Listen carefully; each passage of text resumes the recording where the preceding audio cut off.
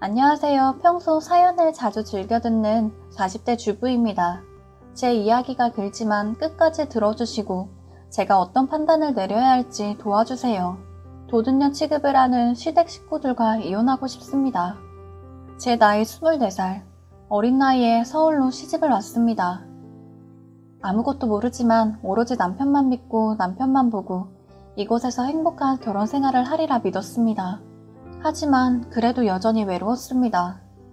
서울에 아는 친구 하나 없고 부모님과 동생들은 모두 먼 지방에 있었으니 오로지 남편과 어린 제 자식들만 바라보고 몇십 년을 살았습니다. 그 어린 자식들이 이제는 커서 고등학생, 대학생이 되었어요. 제가 큰며느리라 평소에 시어머니, 시아버지를 모시고 살았는데 시어머니가 푼숫기가 많이 있으셨습니다. 밖에서는 다 퍼주고 착한 척을 다 하면서 집에서는 친손녀, 손주를 개부려 먹듯 부려먹으십니다. 그나마 아버님이 살아계실 때에는 좀 덜 하셨는데 아버님이 돌아가시고 나서는 정말 완전 내가 왕이다 이겁니다. 뿐만 아니라 서방님들한테는 제 욕을 엄청 합니다. 정확히 말하면 불쌍한 척을 하십니다. 예를 들어 저희 네 식구가 어딜 바람 좀 쐬러 갈 때 어머니도 같이 가자고 물어보면 난 이따 노인정 가야 한다. 너희들끼리 맛있는 거 먹고 와라. 이러시고는 뒤에서는 서방님들한테 아빠 죽겠는데 네 형수 놀러 나갔다. 이러시더라고요. 어차피 시동생들이 다 와서 말해주거든요. 하지만 계속 참고 또 참았습니다. 더 웃긴 건 2명 있는 서방님들입니다. 매일매일 하루도 빠지지 않고 자기 출근할 때, 퇴근할 때, 주말이면 점심, 저녁 먹을 때 몇십 통씩 전화를 해댑니다. 일종의 마마보이라고 생각하시면 돼요. 하지만 절대 자기 엄마를 모시고 살 생각을 안 해요. 시동생들도 극구 반대를 하고 자기들도 감당 못하겠대요.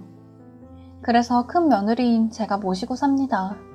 그럼 저에게 적어도 미안해야 되는 거 아닌가요? 내색은 안 했지만 정말 힘듭니다. 워낙 퍼주시는 거 좋아하다 보니까 김장도 배포기하고 생활비도 몇 배 더 나옵니다. 병원비도 저희가 다 부담하고요. 이러면 뭐합니까? 자기네들끼리 뒤에서 제 욕을 하더랍니다.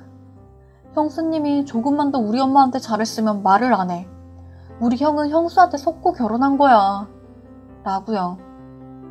시동생들도 저한테 말하면서 어이없어 하더라고요. 그래도 또 참았습니다. 어머니가 저희 돌아가신 엄마, 아빠 흉을 볼 때에도 저는 또 참았습니다. 남편도 이런 제 입장을 알아도 당신이 조금만 더 참아 라고 하더군요. 하지만 여동생이 서울로 시집을 오게 되어서부터는 이제 아주 대놓고 저를 도둑년 취급합니다. 여동생이 좀 가난한 집으로 시집을 가게 되었습니다.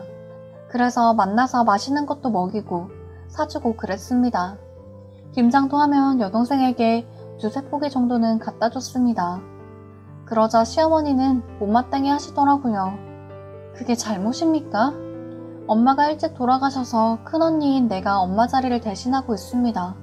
저는 서방님, 형님들이 항상 올 때에는 빈손으로 와도 제사 때 음식 가져가고 김치 가져가고 이런 거 한 번도 뭐라 한 적 없습니다.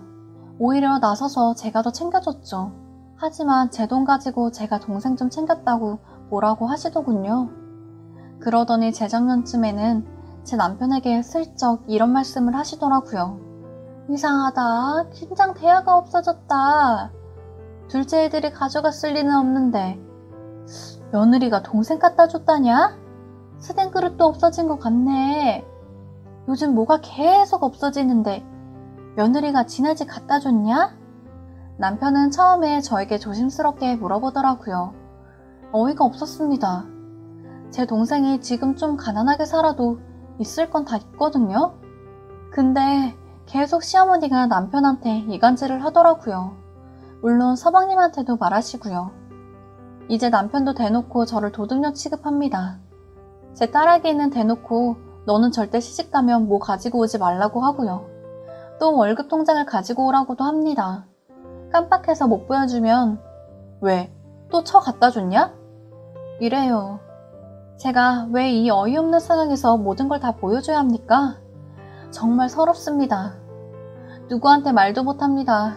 정말 이혼하고 싶어요. 그래도 홀로 남은 우리 아빠 속상할까봐 내 자식들한테 미안해서 그냥 도둑년 취급받으면서 삽니다. 제 남편은 저희 집에 가지도 않아요. 자식들도 못 가게 합니다. 제가 뭘 자꾸 갖다 줘서 정남이가 뚝 떨어졌답니다. 저는 이 집 생일은 다 챙기는데 자기는 저희 아빠 생일에 전화 한 통 안 합니다. 며칠 전 또 이런 일로 싸우고 저희 부부는 각방을 썼습니다. 어느 날 딸이 남편한테 먹을 것을 갖다 줬는데 또 이런 이야기를 했대요. 너는 시집가면 뭐 몰래 가져오지 마. 아빠는 그런 거 정말 싫어. 평소 유독 아빠한테 조금만 혼나도 눈물을 보이는 딸아이. 남편한테 지겹다고 그만 좀 말하라고 그랬대요. 그러자 남편이 아빠한테 하는 말버릇이 그게 뭐야? 하면서 쇠파이프로 딸아이 허벅지를 때려 피멍이 들었습니다. 놀란 저는 얼른 달려왔고 남편과 또 큰 소리로 싸웠죠. 싸우면서 남편이 또 저희 집을 비하했습니다. 그러자 처음으로 옆에서 울고 있던 딸이 소리를 질렀습니다. 얼굴이 시뻘개질 정도로 소리를 지르더라고요.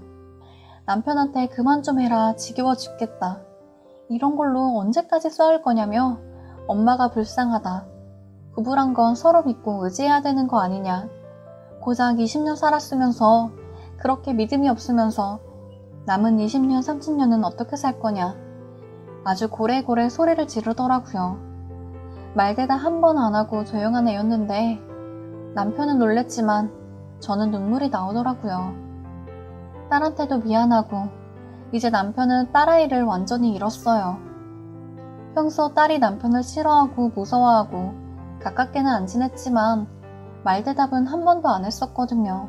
처음으로 딸아이가 반항을 했고 남편은 그걸 딸아이의 충고가 아닌 머리 꺼서 대든다고 애 앞에서 욕을 하고요. 이게 지금의 저희 가정입니다. 딸아이는 이혼하라고 합니다. 제가 불쌍하다고 행복하냐고. 아빠가 계속 저러는 한 우리 집은 행복해질 수 없을 것 같다며 저만 비참해지니까 이혼하라고 하더군요. 자식 입에서 저런 말이 나옵니다. 오직했으면 제 딸아이가 저렇게 말하겠습니까? 제 두 딸아이 결혼하고 나서 그때 미련 없이 떠나고 싶다고 말했습니다.